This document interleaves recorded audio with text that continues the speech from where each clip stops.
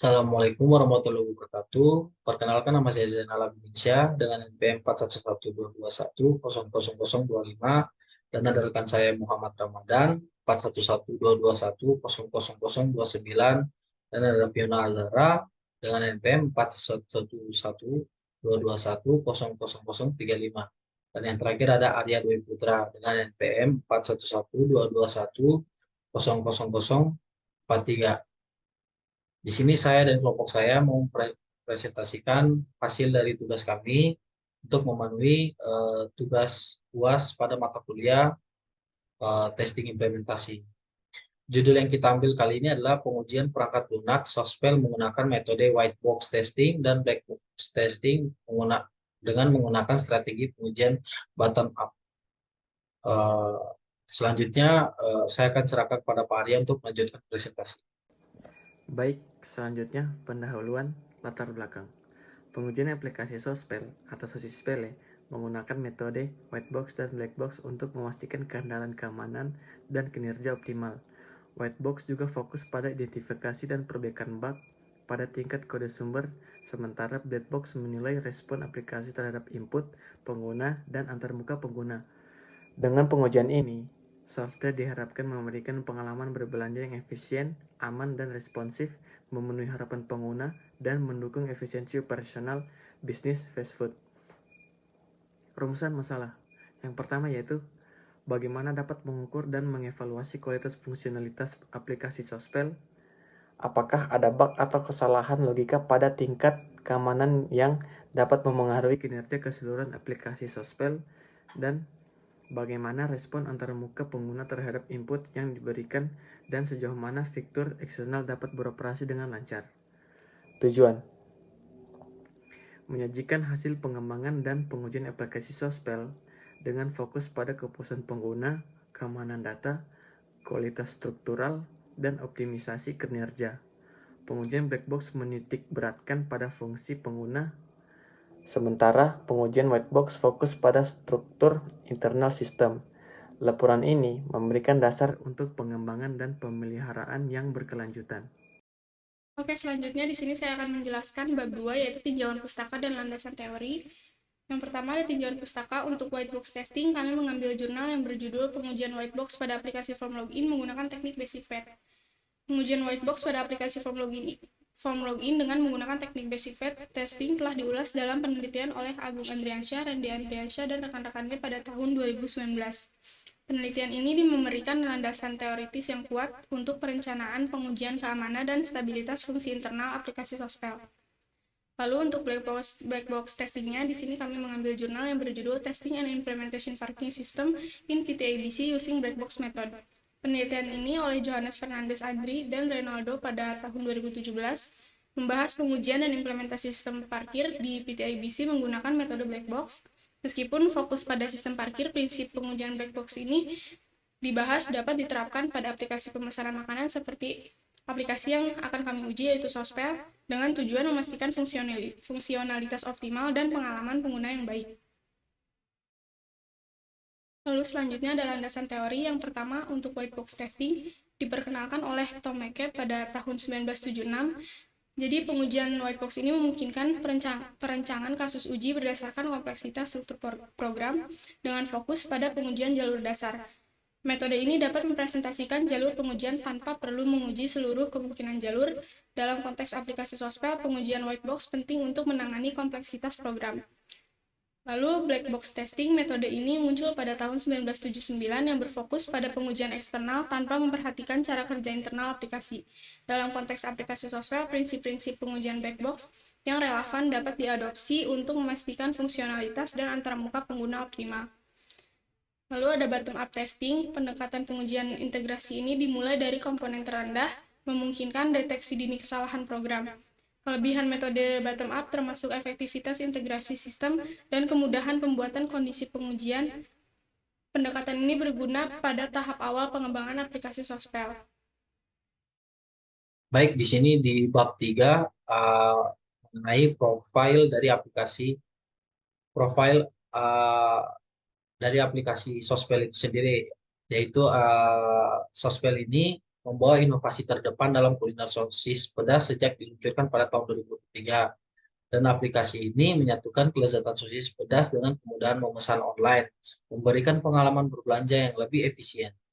Antarmuka pengguna yang ramah memungkinkan pengguna memilih menambahkan ke keranjang dan menyelesaikan transaksi dengan beberapa langkah sederhana. Tim pengembangan Sospel terus menciptakan varian baru berdasarkan umpan balik pengguna. Dengan visi menjadi pemimpin dalam aplikasi pemesanan makanan, Sospel berkomitmen pada inovasi layanan dan kualitas produk sambil mendukung keberlanjutan dalam operasionalnya. Dan selanjutnya ada proses dari bisnis aplikasi Sospel itu sendiri, yang dimana tidak hanya memudahkan pelanggan menikmati sosis pele yang berkualitas, tapi juga menyederhanakan administrasi keuangan untuk mengelola pesanan. Proses login intuitif, memberikan fleksibilitas dengan opsi akun tetap atau akun web sesuai dengan preferensi pengguna.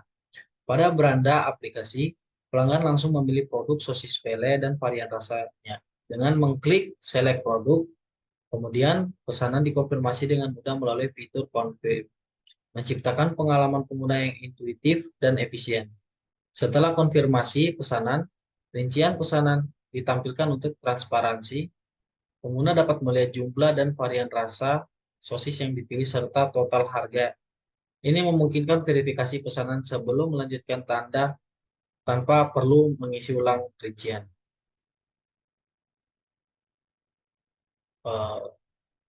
Baik, selanjutnya dari bagian login Sospel itu sendiri memberikan dua opsi utama, yang dimana pengguna dengan akun masuk langsung ke pembayaran, sedangkan pengguna baru dapat membuat akun atau gunakan akun Guys. Setelah pendaftaran, pengguna login, isi data pengiriman, dan melanjutkan ke pembayaran untuk menyelesaikan pesanan. Setelah pembayaran, data pelanggan pesanan disimpan di pusat data order. Lalu administrator dan tim keuangan mengonfirmasi, melakukan pengecekan, dan memberikan persetujuan. Pesanan disiapkan dan produk dikirim setelah persiapan selesai. Pelanggan menerima notifikasi dari pengiriman dan dapat memberikan review atau serta umpan balik melalui aplikasi Sospel itu sendiri. Baik, selanjutnya saya serahkan pada Ibu Fiona untuk melanjutkan presentasi. Untuk selanjutnya di sini saya akan menjelaskan tentang bab 4, yaitu strategi dan pengujian perangkat lunak. Pertama ada strategi untuk black box testing. Ada pengujian pada navigasi bar untuk memastikan setiap pilihan menu berfungsi sesuai harapan, lalu memastikan tombol-tombol pada homepage berfungsi dengan benar, verifikasi pengisian email pada section subscribe dan respon setelah menekan tombol subscribe, verifikasi respon dari pengisian username dan password pada halaman login, verifikasi respon setelah memasukkan username dan password yang benar, verifikasi respon setelah memasukkan username dan password yang salah. Lalu untuk strategi white box testingnya, yang pertama yaitu melakukan pemeriksaan pada penggunaan usestate untuk memastikan inisialisasi selected product dengan nilai 0. Memastikan handle product change dapat mengubah nilai selected product sesuai dengan parameter yang diberikan. Memeriksa inisialisasi nilai quantity menggunakan usestate. Memastikan handle quantity change dapat mengubah nilai quantity berdasarkan input pengguna. Melakukan pemeriksaan pada logika fungsi calculate total. Dan yang terakhir memastikan fungsi mengembalikan total yang sesuai berdasarkan selected product dan quantity. Oke, untuk yang selanjutnya akan dijelaskan oleh saya terkait pengujiannya, yaitu di sini ada pengujian black box testing, dan ini adalah result testingnya. Yang pertama itu ada precondition user belum melakukan login dan belum mendaftar dengan fitur navigation bar, dan action user memilih menu home, about, service, testimonial, dan kontak pada navigation bar, dan expected system resultnya menampilkan section yang sesuai dengan yang user pilih, dan ini resultnya itu passed. Oke, langsung kita liatin aja peragaan testingnya. Jadi si user ini memilih semua fitur yang ada di navigation bar kecuali sign dan sign up ya nanti itu. Nah, ini yang about, service, testimonial, kontak, dan juga back to home. Jadi ini berfungsi dengan semestinya. Lalu yang selanjutnya, yang kedua, dengan precondition yang sama dan fitur yang sama, nah user memilih menu sign in dan sign up pada navigation bar. Jadi expected-nya itu menampilkan modal login atau pop-up yang akan muncul page login serta konten di dalamnya. Dengan resultnya pasted yang bisa dilihat ketika kita mencet ini, dia akan muncul pop-up gitu untuk sign ya. Nah, link up-nya juga. Nah, untuk pendaftaran. Lalu untuk yang selanjutnya itu yang ketiga dengan condition yang sama, tapi dengan fitur section button pada homepage gitu.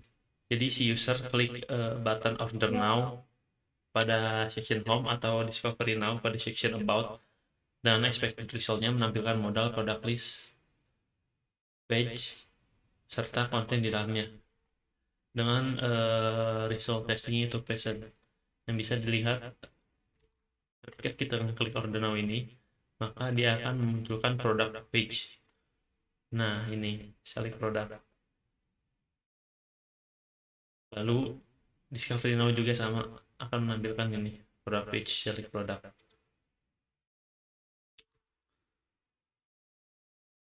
Untuk yang selanjutnya, user mengisi email pada section subscribe, lalu submit email dengan klik subscribe button dengan fitur sama, masih section button. Dan expected result-nya ketika user mengisi email dan sudah selesai, maka menampilkan pop-up message successful subscribe, dan si sistem mengirim email ke user. Untuk yang selanjutnya ada login page dengan actionnya user input username dan password, lalu mengklik login gitu kan. Lalu expected system result-nya itu menampilkan pop-up message failed, user tidak ditemukan karena preconditionnya user belum melakukan login dan belum mendaftar gitu kan, jadi harus daftar dulu. Yang selanjutnya itu dengan precondition yang berbeda tetapi dengan fitur yang sama di login page masih, tapi user dan si usernya itu belum melakukan login dan tapi sudah mendaftar gitu. Di sini yang sudah saya daftarkan itu atas nama Fiona dan juga passwordnya Fiona, tapi ketika saya coba itu dia tetap tidak mau, sistemnya tidak merespon apapun mas yang si loginnya, jadi belum berfungsi dengan baik, makanya resultnya itu violate. Begitupun ketika kita menginput password yang salah, tidak ada message apapun. Nah, jadi terkait login page ini resultnya violate semua. Oke, yang selanjutnya ada pengujian whiteboard testing, yang dimana di sini ada terkait fitur select product ya. Yang tadi itu yang di button order now dan juga discovery now. Jadi asumsi ini produk ID 1. Lalu yang pertama dilakukan itu penomoran untuk melakukan whiteboard testing itu. Jadi di sini penomorannya ada cost produk. Ini produk yang sudah ada di websitenya. Kalian bisa lihat yang ini tuh select produk. Nah, ini tuh produk-produknya.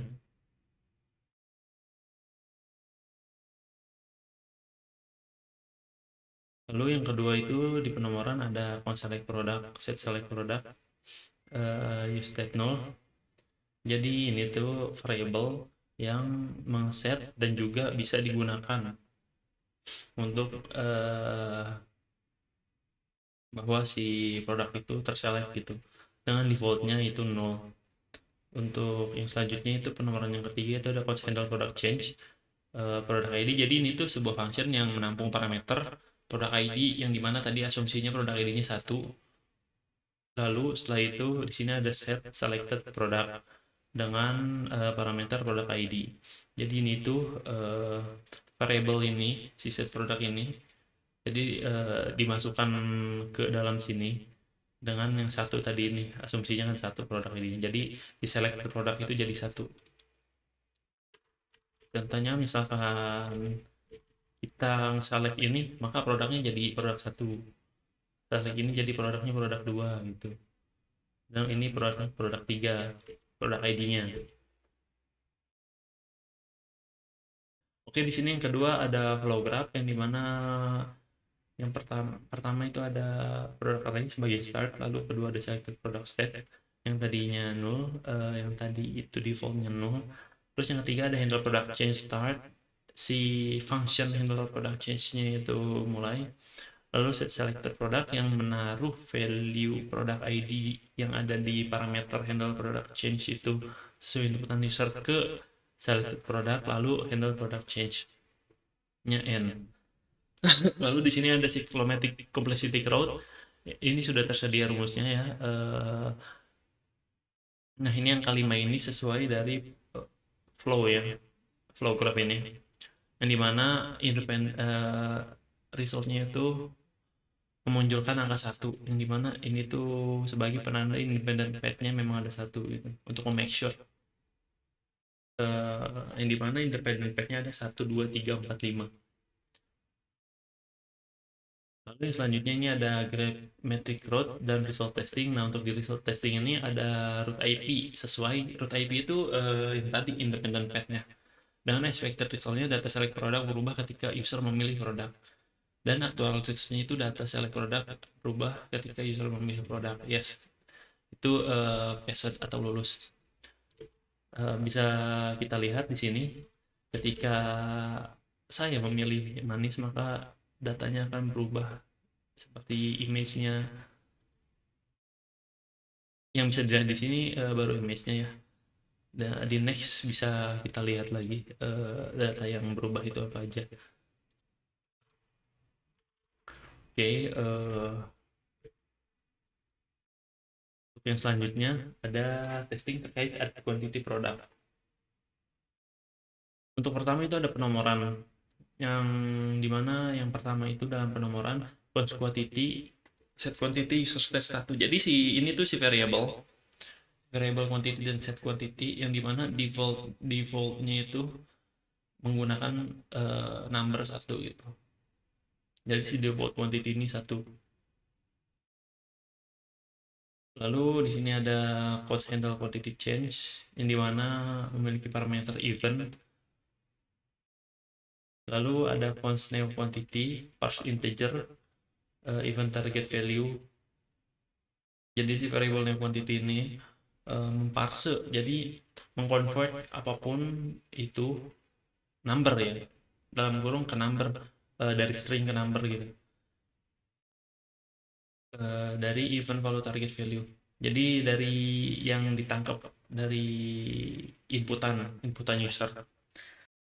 Jadi di sini ada isnan dengan parameter new quantity, yang tadi itu new quantity, ini sebagai if-nya, kondisinya. Lalu jadi jika ini none atau tidak terdefinisi itu sebagai number, maka akan diisi dengan 1 sesuai flow. Lalu ini tuh tanda titik 2 ini tuh sebagai else, yang dimana ketika itu tidak none maka akan langsung di set new quantity juga, lalu akan di set ke variable ini set quantity. Kenapa ini tanda-tanya 1? Sebenarnya ini berlaku sama sih kayak if else, cuma ini ya beda sintaks saja gitu untuk di sini tuh. Lalu di sini ada flow graph. Flow graph itu yang pertama ada quantity state sebagai startnya. Ini si variable-nya itu tadi. Lalu ada handle quantity change state. Not state tapi ya itu start. Handle quantity change start. Lalu ada parse new quantity, check if none. Ketika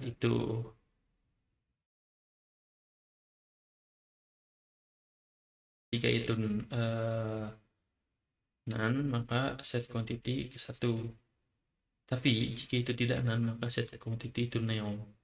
Oke, di sini ada n if else-nya, lalu handle quantity change n. Lalu selanjutnya ada cyclomatic complexity route, dengan rumus yang disesuaikan dengan testing yang mengeluarkan value-nya 2 result-nya, yang dimana itu menunjukkan ada 2 path dalam testing ini, dalam flow ini. Lalu yang keempat ada independent path. Yang path pertama itu ada 1, 2, 3, 4, 5, 8, 9. Lalu yang kedua ada 1, 2, 3, 4, 6, 7, 8, 9. Lalu yang di sini ada geometric road. Dan selanjutnya itu ada result testingnya.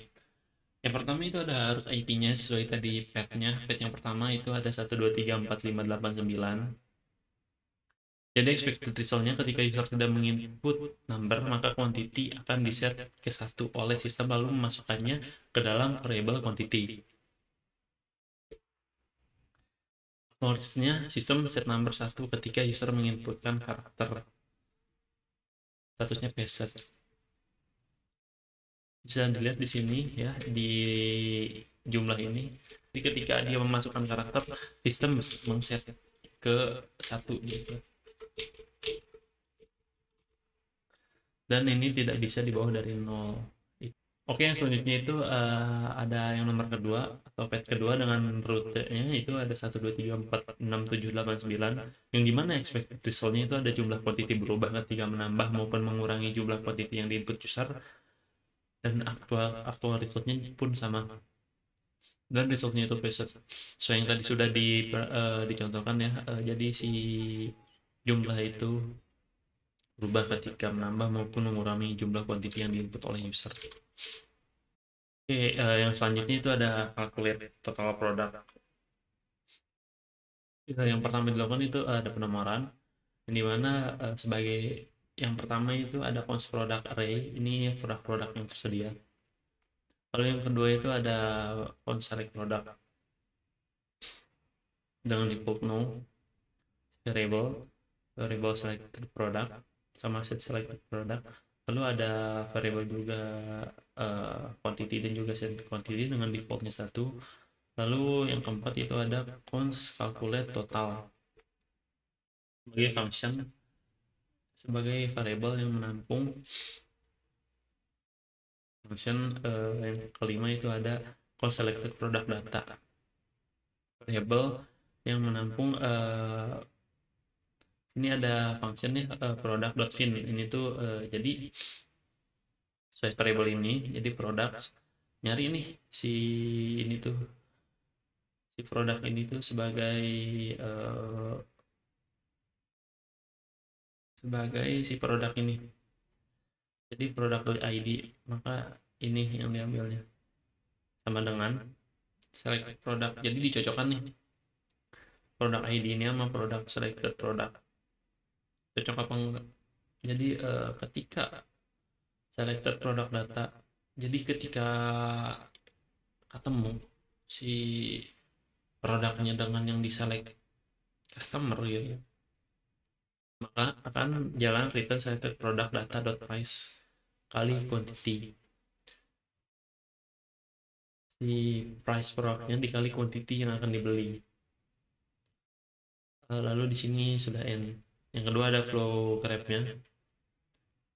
Yang satu startnya sebagai start itu ada product array, yang kedua ada selected product state. Yang tadi ini defaultnya 0. Yang ketiga ada quantity set yang defaultnya 1. Lalu ada function calculate total start. Yang kelima ada fin selected product. Yang keenam ada check if product found. Jika ketemu maka return total price. Jika tidak ketemu maka calculate total n. Di sini ada trigonometric complexity root-nya juga yang sesuai dengan flow graph yang mengresultkan itu 2, yang berarti ada 2 jalurnya, yang dimana jalur pertama yang di independent path ini ada 1, 2, 3, 4, 5, 6, 7, 8. Lalu yang kedua ada 1, 2, 3, 4, 5, 6, 8. Yang kelima ini ada graphmetric roads, ya ini ada itu. Yang keenam ada result. Yang dimana yang pertama itu root IP yang pertama atau jalur yang pertama itu ada 1345678 dengan expected resultnya itu ketika user selesai memilih produk dan produk ditemukan, maka harga dari produk ditotal dengan quantity produk yang akan dibeli. For resultnya, sistem calculate harga produk dengan quantity produk. Resultnya bisa dilihat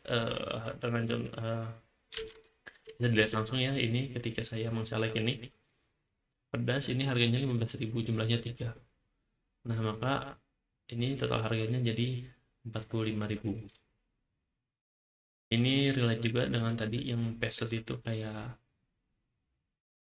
si ininya datanya kan berubah sesuai dengan data yang diselect customer. Nah, harganya juga berubah ya. Jadi calculate-nya itu berfungsi. Oke, yang jalur kedua itu ada 1, 2, 3, 5, 6, 8. Dengan expected result ketika user selesai memilih produk dan produk tidak ditemukan, maka akan memberi pesan produk not found. Tapi kalau resultnya itu sistem tidak melakukan apa-apa ketika produk tidak ditemukan. Resultnya valid. Oke. Mungkin untuk di bab 4 opsi ini selanjutnya akan dijelaskan oleh Arya. Terima kasih. Yang terakhir, kesimpulan. Dalam pengembangan dan pengujian sospel, kami mengimplementasikan metode white box dan black box secara menyeluruh. Pengujian white box untuk mendeteksi bug dan kesalahan logika pada kode sumber, dan memastikan fungsionalitas internal aplikasi. Pengujian black box juga fokus pada evaluasi faktor eksternal, menilai respon aplikasi terhadap input pengguna dan antarmuka pengguna. Rumusan masalah mencakup aspek krusial dalam pengembangan dan pengujian sospel, dari kualitas fungsionalitas hingga keamanan transaksi. Pengalaman sebelumnya seperti pengujian form login dan sistem parkir memberikan wawasan diterapkan dalam pengembangan sospel. Profil aplikasi sospel yang menunjukkan inovasi terdepan dalam kuliner memberikan pengalaman berbelanja sosis pele yang efisien. Dengan mengintegrasikan pengujian white box dan black box, sospel diharapkan memberikan pengalaman memesan sosis pele yang memuaskan dengan keamanan transaksi yang baik, respon cepat terhadap pesanan, dan integrasi seamless dengan sistem industri fast food. Demikian presentasi dari kelompok kami. Bila ada salah dan kurangnya, mohon maaf. Wassalamualaikum warahmatullahi wabarakatuh.